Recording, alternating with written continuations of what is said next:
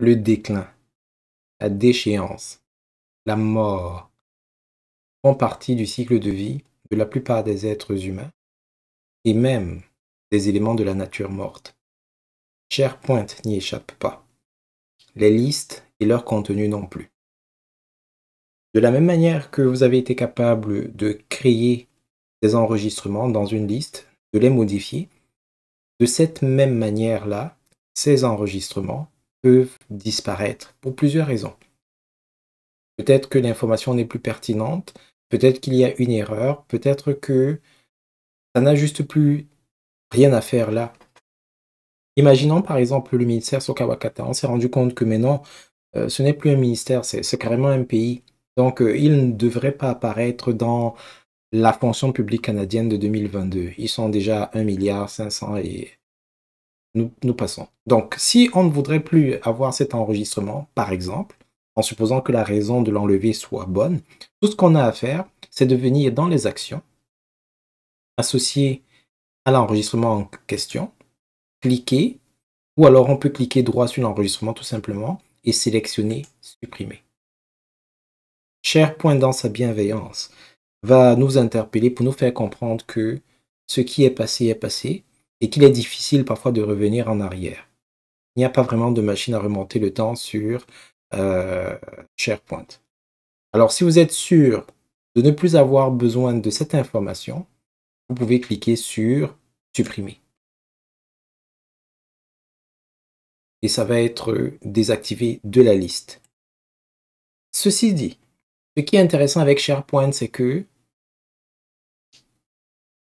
les éléments qui y sont supprimés, bien entendu pas tous les éléments, mais certains des éléments qui y sont supprimés ne disparaissent pas immédiatement de SharePoint. SharePoint dispose d'un endroit tampon, d'une zone tampon, d'un environnement temporaire au sein duquel les bannis du système peuvent aller se réfugier en attendant une grâce éventuelle. Il s'agit de la corbeille. Si votre profil a les accès nécessaires pour accéder à la corbeille, alors vous avez la possibilité de vous rendre dans la corbeille et de voir ce qui a été supprimé. Là, je peux voir que l'enregistrement Sokawakata a été supprimé et que cet enregistrement faisait partie de la liste fonction publique canadienne. Alors, si je me rends compte que ça a été supprimé par erreur, c'est pas ce qu'il devait se passer, etc., je peux restaurer l'enregistrement en le sélectionnant et en cliquant sur restaurer. Mais si je veux me débarrasser vraiment pour de bon de cet enregistrement, je pourrais juste cliquer sur supprimer.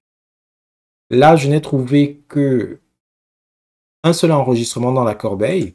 Donc, je peux restaurer cet enregistrement-là uniquement ou le supprimer complètement.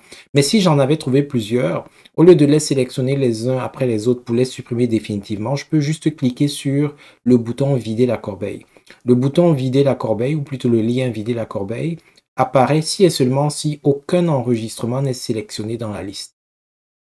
Si je sélectionne un enregistrement, alors vider la corbeille disparaît et cède la place au bouton supprimer qui, lui, ne va s'appliquer qu'aux éléments qui auront été sélectionnés. Alors, le ministère Sokawakata, ce n'est plus un ministère, c'est un empire intergalactique. Il n'a rien à faire ici. Il aura sa propre galaxie quelque part. Donc, on peut supprimer sans avoir peur de quelque représailles que ce soit. Supprimer. Et une fois que c'est supprimé de SharePoint et de la corbeille de SharePoint, à moins que votre équipe technologique ait des outils spectaculaires ou qu'ils aient fait des sauvegardes intenses, vous n'avez plus de moyen de retrouver cette information. Alors, ce qu'il est bien de savoir, c'est que SharePoint dispose d'un mécanisme, de plusieurs mécanismes de sécurité en fait.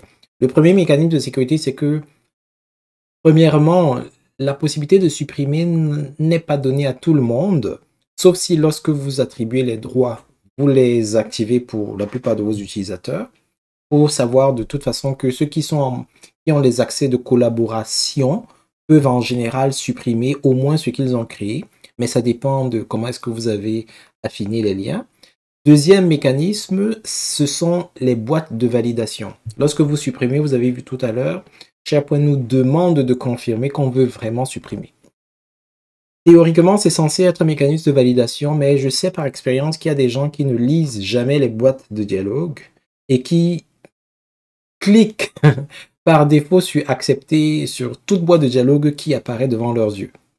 Donc, il y aura des gens qui n'auront pas voulu supprimer, ils auront activé l'option de suppression par erreur. Ils vont voir la boîte de confirmation, mais ils vont quand même dire oui, parce qu'ils n'ont pas lu.